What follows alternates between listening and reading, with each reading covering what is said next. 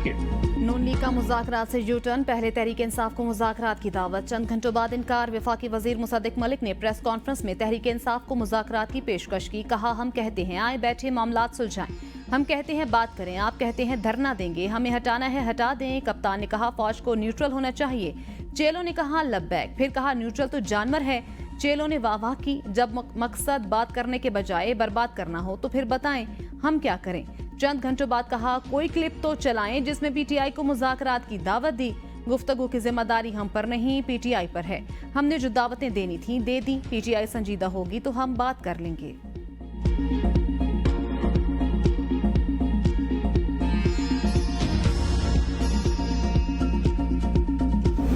तहरीक इंसाफ ने हुकूमत की मुज़ाकरात की पेशकश मुस्तरद कर दी। चेयरमैन बैरिस्टर गोहर ने कहा हुकूमती जमात का तर्ज अमल सियासी नहीं गैर सियासी है। ये क्या हुआ कि आओ बैठे मुज़ाकरात करें, क्या मुज़ाकरात की दावत इस तरह देते हैं? पहले बताया जाए सियासी जमातें दूसरी सियासी जमातों को मुज़ाकरात की दावत इस अंदाज में देती हैं। हम तो पुरअमन एहतजाज तक नहीं कर सकते, इस तरह की मुज़ाकरात की पेशकश कैसे तस्लीम कर लें? ये हुकूमत फॉर्म 47 की पैदावार, जुल्म और ज़्यादतियाँ आज भी जारी, आज भी हमारे लोगों को उठाया जा रहा है। ये लोग चादर चार दीवारी का तकद्दुस पामाल कर रहे हैं।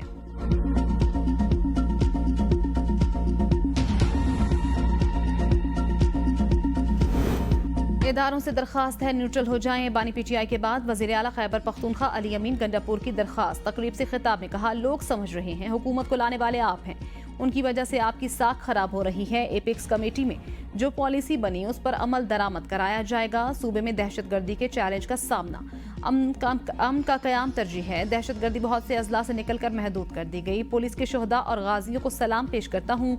शोहदा पैकेज के मामलात असम्बली में पेश करेंगे। कभी इक़्तिदार की सियासत नहीं की, विफाकी हुकूमत से पैसा निकलवा कर रहूंगा। 600 प्रोजेक्ट मुकम्मल करने जा रहे हैं। ट्रैफिक पुलिस से दरखास्त है गरीब का चालान मत करें, बड़ी गाड़ी रखने वाले का ज्यादा चालान होना चाहिए।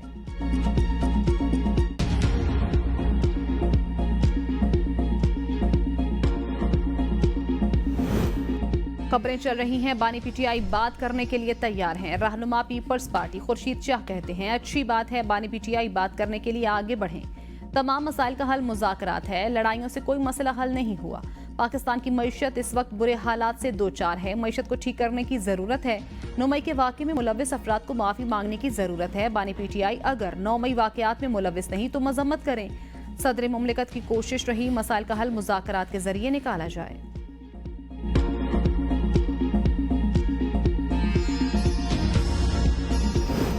पाकिस्तान को आगे बढ़ना चाहिए, दुनिया बहुत आगे निकल गई। अली मोहम्मद खान कहते हैं पाकिस्तान में हमारे हाथ एक दूसरे के गिरबान तक ही हैं। मुसद्दिक मलिक ने प्रेस कॉन्फ्रेंस में जलीकटी बातें की। मुज़ाकरात की बात की जाती है तो मुस्बत गुफ्तगू का ख्याल रखा जाता है। ये लोग मुल्क की मकबूल तरीन जमात पर पाबंदी की बात करते हैं, हम पर आर्टिकल 6 लगाने की बातें भी करते हैं।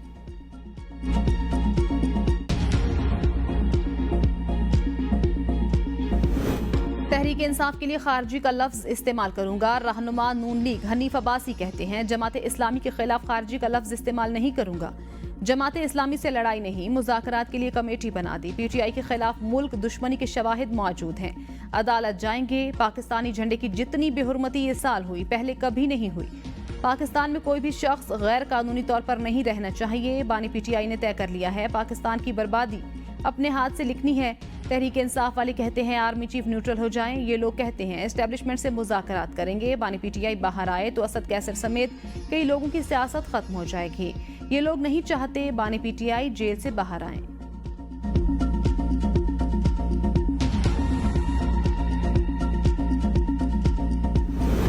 मुल्क में गैर यकीनी सूरत हाल इलेक्शन को कलअदम करार दिए जाने वाली सूरत हाल नहीं देख रहा। वज़ीर दिफा ख्वाजा आसिफ कहते हैं पीटीआई दौर में तबाही हुई, मुल्क को लूटा गया, रिकवरी चंद माह या एक साल में नहीं हो सकती। पीटीआई दहशतगर्दों और तालिबान के लिए भी नर्म गोशा रखती है। धरने वालों ने ड्रामा शुरू कर रखा, मखसूस सीटों पर इलेक्शन कमीशन ने काम शुरू कर दिया। इसमें कोई शक नहीं बजट से महंगाई में इजाफा हुआ, जो इकदाम उठाए उससे आने वाले महीनों में मईशत में बेहतरी आएगी।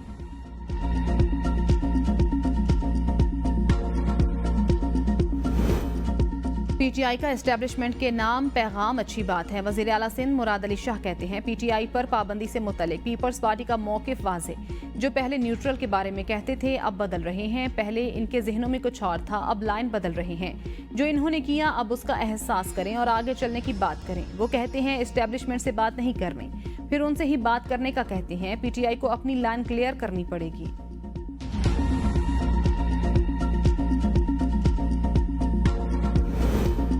पच्चीस करोड़ आवाम का हक लिए बगैर धरना खत्म नहीं होगा। अमीर जमात इस्लामी का वाज़े ऐलान। लियाकत बाग में धरने के शुरका से खिताब में कहा वज़ीर आज़म खुशफहमी में ना रहें, धरना भी चलेगा और मुज़ाकरात भी। 1-2 दिन से ज्यादा मुज़ाकरात को तूल दिया तो पार्लियामेंट तक जाएंगे। जानते हैं 2 कदम पीछे होकर कैसे आगे बढ़ते हैं। क्या हम बिजली की कीमतें कम कराए बिना, टैक्स खत्म कराए बिना जा सकते हैं? कारकुन रिहा ना हुए तो धरने का रुख किसी भी तरफ जा सकता है।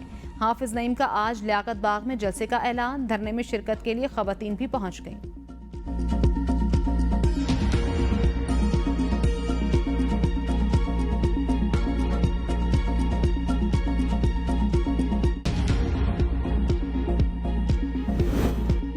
मौजूदा हुकूमत और पाकिस्तान साथ नहीं चल सकते। सिराजुल हक कहते हैं बिजली की कीमतों में इजाफे से हर पाकिस्तानी परेशान। नून लीग, पीपी और पीटीआई ने आईपीपीज मुआहिदों को जारी रखा। आईपीपीज इन्हीं पार्टियों के लोगों की हैं। कैपेसिटी चार्जेस जैसा मुआहिदा दुश्मन भी नहीं करता। आईपीपीज मुआहिदा 25 करोड़ आवाम पर खुदकुश हमला है। हम गुलाम नहीं आज़ाद हैं। आईपीपीज मुआहिदे को मुस्तरद करते हैं।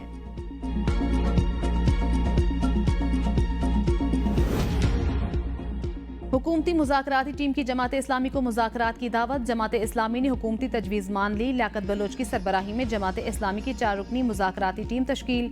बैठकर मामलात हल करने पर इत्तिफाक। हुकूमती वफ़द की जमात इस्लामी के रहनुमा लियाकत बलोच से मुलाकात। हुकूमती वफ़द में वफाकी वज़ीर इत्तलात व नशरियात अताउल्लाह तारड़ और चीफ विप डॉक्टर तारिक फजल चौधरी शामिल थे। मुज़ाकरात का पहला राउंड आज होगा। लियाकत बलोच कहते हैं हुकूमती वफ़द ने मुज़ाकरात की दावत दी। मुज़ाकरात के लिए वक्त और जगह का तयन कल किया जाएगा। अताउल्लाह तारड़ ने कहा पुरअमन एहतजाज जमात इस्लामी का हक, मिलकर मुल्क के मसाइल को हल करना है। हुकूमत महंगाई के खात्मे के लिए नेक नियति से काम कर रही है। 2018 में ये हालात थे जो 2022 में हमें मिले।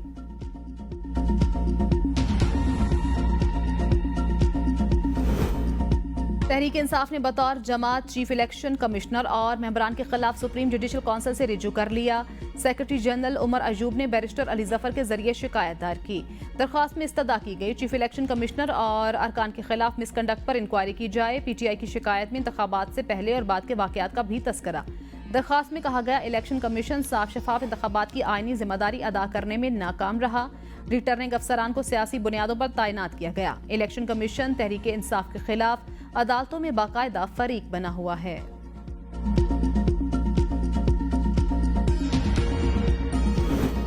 बानी पीटीआई का जिस्मानी रिमांड देते हुए कानून की खिलाफ वर्जी की गई। आइन हर शहरी को हकूक फराहम करता है। लाहौर हाईकोर्ट ने बानी पीटीआई का 12 मुकदमात में जिस्मानी रिमांड कलअदम करार देने का तहरीरी फैसला जारी कर दिया।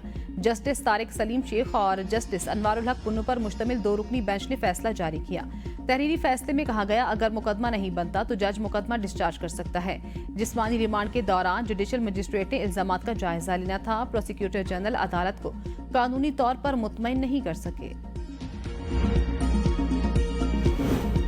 इल्जाम दूसरों के सर थोपने के बजाय बानी पीटीआई मर्दानगी का मुजाहिरा करें। सेनेटर इरफान सिद्दीकी कहते हैं आसाब जवाब दे गए हैं तो पूरा सच उगल दें। कह डालें 200 से ज्यादा फौजी तंसीबात और शुहदा की यादगारों पर हमले इन्होंने ही कराए। मान लो तुमने ही ये सब कुछ किया। आदमी को साहिब किरदार होना चाहिए। बैरिस्टर अकील ने कहा इंतशार फैलाने से बेहतर है मुज़ाकरात की तरफ आएं और मुल्क की भलाई का सोचें।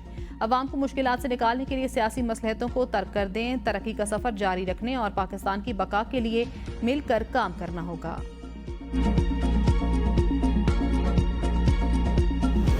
अवाम और फौज के दरमियान खलीज पैदा करके नून लीग अपनी जाली हुकूमत को बचाने की कोशिश कर रही है। मुशीर इत्तलात खैबर पख्तूनख्वा बैरिस्टर सैफ ने कहा ऑपरेशन अज़्म इस्तेहकाम के बारे में गलत बयानी करने वाले मैंडेट चोर अताउल्लाह तारड़ गुमराहकुन बयानात दे रहे हैं। वज़ीर आला अली अमीन गंडापुर ने बन्नू मामले को पुरअमन तरीके से हल करके मैंडेट चोर लीगी रहनुमाओं की हालात खराब करने की कोशिशों को चिकनाचूर कर दिया। अमीर मकाम तो डर और खौफ की वजह से अपने इलाके में नहीं आ सकते। पीटीआई इस वक्त मुल्क की सबसे बड़ी पार्लिमानी जमात बन चुकी। साजिशी टोला पीटीआई की बढ़ती हुई मकबूलियत से खौफजदा है। पंजाब से रवामा 38 दहशतगर्द गिरफ्तार किए गए। सिटी तर्जुमान के मुताबिक कार्रवाई लाहौर, रावलपिंडी, मुल्तान, जंग, सरगोदा, बहावलपुर, बखर और दीगर इलाकों में की गई। लोधरा से टीटीपी का एक तरबियत याफ्ता दहशतगर्द, बहावलपुर से दाइश का अहम कमांडर गिरफ्तार। दहशतगर्दों से धमाका खेज मवाद, हैंड ग्रेनेड, डेटोनेटर, 29 हिफाजती फ्यूज वायर, 50 फीट गोलियां, असलहा, मोबाइल फोन और नकदी बरामद।